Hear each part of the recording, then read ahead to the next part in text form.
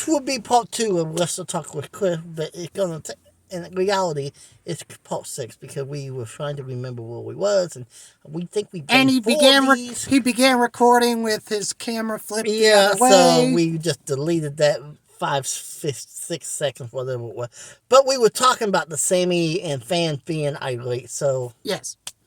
I don't see why people are griping. I mean, if they honestly thought that Sammy was going to win, which WWE did a very convincing job. You know, I was interesting. It's going to be interesting how we get to the tag title match for him and Kevin, because Kevin flat out said no Monday. I think it's all part of the story. I think what's going to happen is Sammy's going to get beat up and beat up and beat up. And then finally, Kevin's going to come out and save the day. And he goes, fine, you're on. And then they get challenged for the tag title. But they won't challenge for both. They've already teased splitting them tag titles. And how do we get to Roman only defending one title against Cody?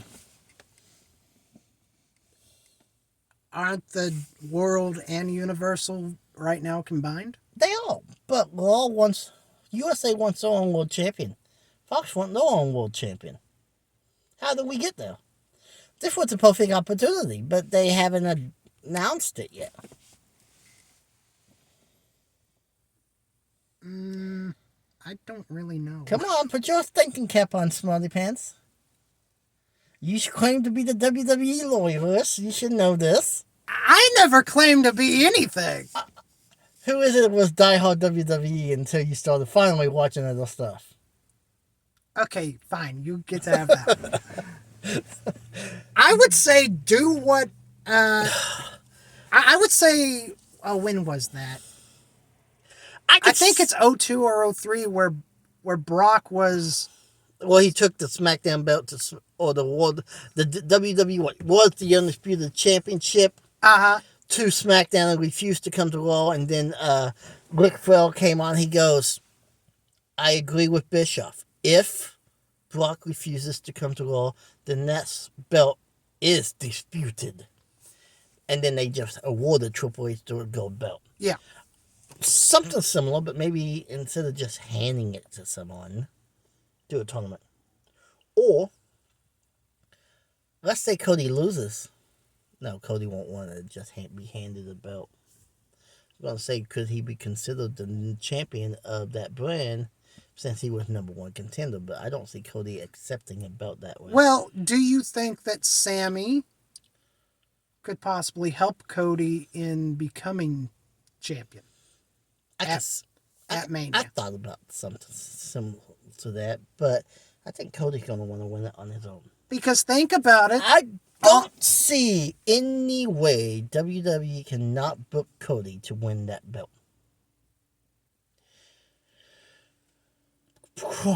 My problem with that is... But with that... Maybe Cody's the one that says, I don't want the Universal. I want the WWE Championship. Maybe he even says the night or the law before WWE Mania, he even does a face-off with Roman, and he grabs the mic, he goes, I don't want your Universal title. You can have that one. This weekend, I'm coming for the WWE title. And that's how they split them. But in that reality, then, if they still haven't got to the tag titles with Sammy, they could put Sammy in night one main event for the Universal title. He doesn't win it, but they could put him in it. I still think we're getting the tag titles, though, for Sammy. Okay, well, next subject. Yeah, we still got time, so we got to figure out what we want to talk about.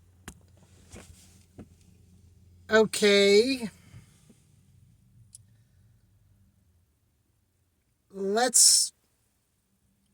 How do you think Triple H is doing as head of creative and...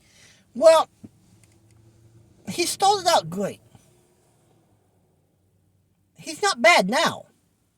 Problem is, when he first took over control, he started bringing in everyone and their mother that got fired without knowing what he was going to do with everybody and their mother. So it's like Bischoff hiring everyone under. And like Tony Khan bringing in anyone he can get his hands on without knowing exactly, don't having a creative plan for him. Mm-hmm. Think about it. What has Braun Strowman really done since his return? Team with Ricochet. Otherwise than that, nothing. But they didn't win the titles. It wouldn't might have made sense if he did. Cross. What has he done since his return? Choked out Drew McIntyre. Not a whole lot, though. Went after Mysterio for no reason. But there was really no direction.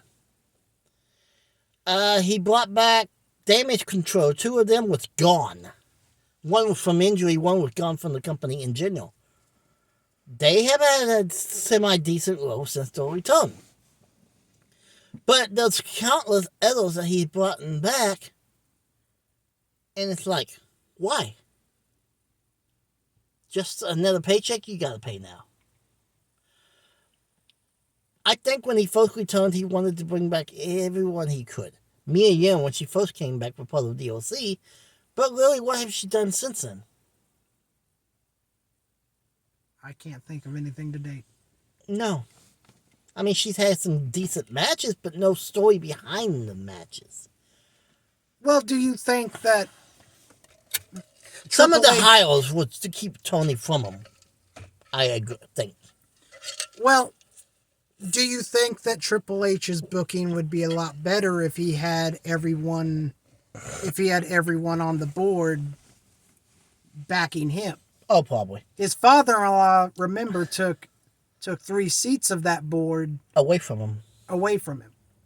And that may be one of the reasons he's now booking more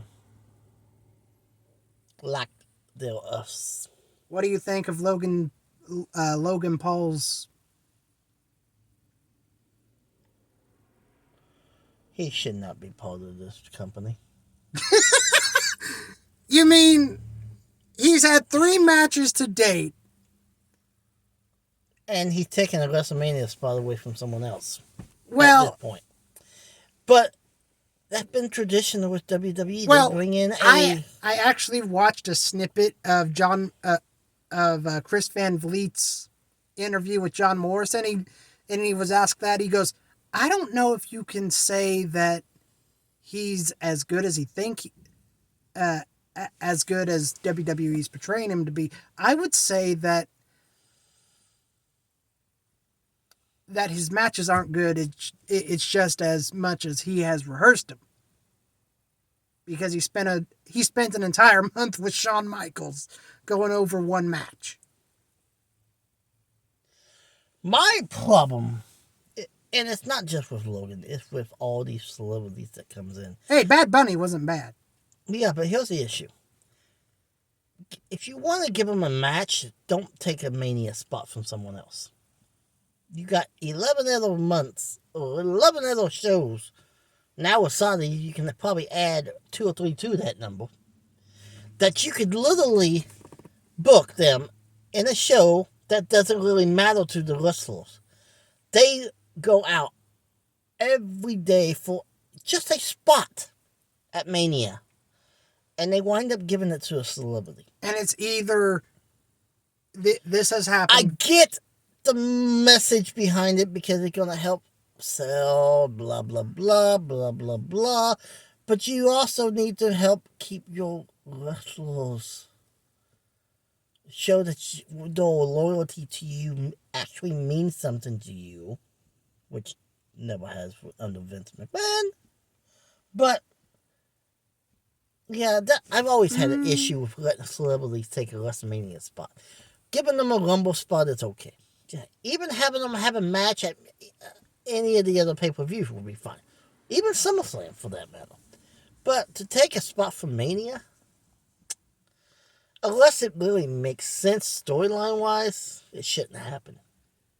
Okay, so you didn't have a problem with Drew Carey being involved in the 2001 Royal Rumble? No, because there was 30 spots. I just like that one spot But where he tried to hand Kane like $100 bill. And they followed that storyline of Raven and Kane at that year's Mania. It was a three-way for the Hardcore Championship with Big Show included. That, if I remember right, didn't Kane walk out with that belt, or was it Show? I think it was Show. Oh, so whatever. They continued the Rumble's beginning with a Mania match. So Drew Carey in the Rumble, I had no issues with. Or Kane tombstoning Pete Rose every time he got a chance. Like, wasn't it like 3 Manias in a row? Yes. I know that for sure too. So, have you had a chance to watch? Oh, excuse me. MLW since they returned to television. I know Enzo is there and he's been getting beat up. I know somebody got ran over by a car. I've only watched the first episode so far. I'm 2 weeks behind. But other than that, no. Well, I will tell you this. The first week, the ratings was not good. It was like 78,000 people. How much promotion did they do though? No, probably not much. Not that I know of. Last week, the ratings beat Impact. They were at 98,000. So they are beginning to climb. If they can continue to climb, they also beat New Japan. That's a big accomplishment. Not really, because New Japan doesn't get that much on access. But if they can continue to climb that audience, that could be a big thing. It at least will get other people to open their eyes, network-wise. MLW has a solid show. I'm curious why they brought back the Underground name. That hasn't been used ever since the early days. That was used when they first launched in 2002. That's the name of the TV broadcast is.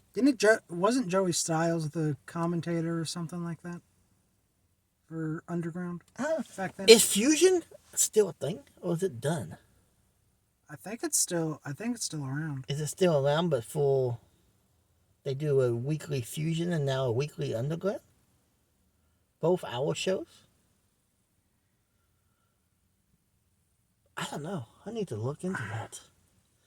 But something you asked that you actually didn't know the answer to. No, because Fusion is how they got back into the game, so to speak. But surely it's still around. I'll have to look. Okay, have you been keeping up with Tony Khan and Ariel Helwani? I know that they've been feuding back and forth on TV. I don't know what the... Do you want to know what they're feuding over? Sure. SmackDown. SmackDown was... I think it was SmackDown. I think a WWE show was in Montreal. And Ariel Helwani is from Montreal. He stood up in the crowd and waved hi, and Tony Khan went off. So is this Ariel a person not part of wrestling? Not part of SmackDown or anything? He's not a part of the company. He is a sports journalist. Okay. Which includes wrestling. So what was the feud over then? Well, Tony Khan said that Ariel Helwani is as much of a journalist as Tony Schiavone is. Tony Schiavone is a good journalist. That was a good compliment. But I did hear some audio from Ariel Helwani, and he thinks it stems from when Tony Khan came on his show, and to quote Ariel, it was it was a barn burner. It was a very bad interview by Tony because Ariel was asking about contract situations, the MJF situation, and he's like, Tony's response was, I don't want to talk about it. I don't want to talk about it. Don't want to talk about it. Well, that's Tony's right. Don't want to talk about it. Don't want to talk about it. Don't want to talk about it. But the strange thing is Tony was touting about how much AEW's ratings were like in the UK and everything like that. And that's it. So obviously Ariel's been doing this for a long time. I don't know how long he's been covering sports. But it's hard to explain because Ariel was surprised that Tony Khan tagged him and everything like that. Sounds like everything got taken out of proportion. I haven't been following. I knew that there was something going on, but I have not really followed it much. Well, look, I hate to say this, but the wrestling business is all about lying to people. Pretty much. Making them believe you, and instead of Tony saying that, I don't want to talk about contract situations, make something up. That's as old as the professional wrestling business. All he would have to say is he's not liable. He's not able to talk about contract statuses. And that would have probably ended it. When do we get the Wyatt 7? That's something else. That story is taking one more. I know WWE is trying to do the dynamic effect when they pop in. Now people are beginning to think Eric Young is Uncle Howdy. Isn't Eric Young under Impact? No, they killed him off. How'd they kill him off? They literally killed him off. You mean they shot him? No, I think there was a knife involved to make it look. It was so they stabbed him. Basically, Dino. Is now a leader of this faction. He changed the name of the faction, and one of the members of the Ascension, Big Con, is now part of his faction. I keep waiting for the other one to pop in, but I haven't watched it in several weeks, so for all I know, he could. But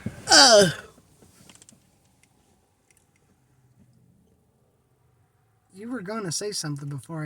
So Eric Young apparently is voiceover in one of the characters of the Funhouse. I was watching a video from Angle audio today. And he mentioned, it sounded like one of the Uncle Howdy's voice sounded like Eric Young. So now that has people wondering if Eric Young is Uncle Howdy. I don't think so. Young could very possibly be part of this group, but I think Uncle Howdy is Bo Dallas. Who is Uncle Howdy on? Whose side is Uncle Howdy on? He's on Bray's. Then why would Uncle Howdy attack Bray every time he got a chance? Because the beginning of the story was that Bray had turned over a new leaf, and he didn't want to worry about the dark side, so Uncle Howdy was trying to bring the dark back out. And apparently there was a new mask coming. It kind of debuted on Friday Night SmackDown. I have not watched SmackDown yet, but from the looks that I've seen, it looks kind of sick. I didn't.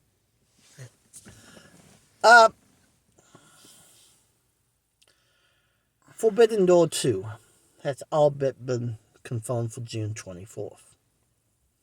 Because it's on the cable schedule. Do they stay with just New Japan?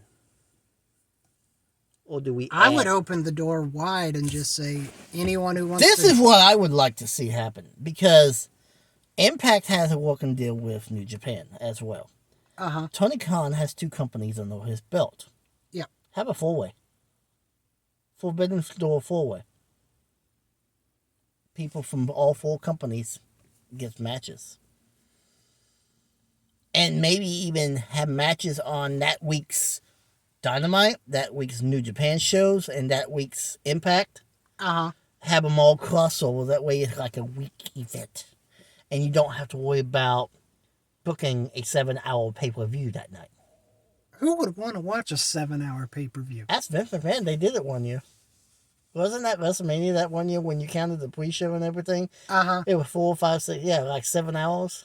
I feel sorry for the commentators because if they have to sit there for 7 hours straight, their kidneys are going to be very upset. Well, WWE was smart because they have 2 sets of commentating teams.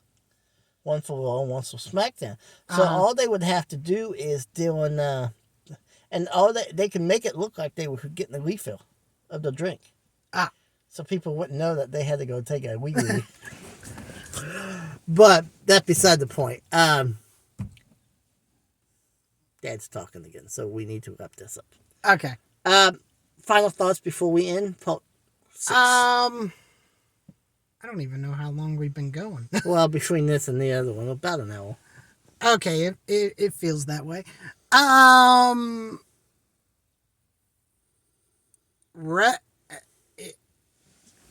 have no words. Okay, well, that's his final thoughts. He has no words. My final thoughts is this. Question. How long does MJF title run last? I don't see him dropping it at Revolution. Maybe Forbidden Door. Or does Tony pull a fast one and take it from him because he's not pulling in ratings? Oh, is he not? Well, look at where the ratings have been. I haven't... Since he's taken over, they have struggled to hit 1 million. Before he was champion, they were hitting 1 million just about every week. Does he pull a fast one and give it to Brian? Possible. My final thought is it's going to be good regardless. It's an hour match. And maybe MJF negotiates between now and then and signs a new contract to keep the belt longer. Yeah. With that being said, this is Hardcore Wrestling 101. Hardcore Christopher. Keep it hardcore, everyone. See you down the road.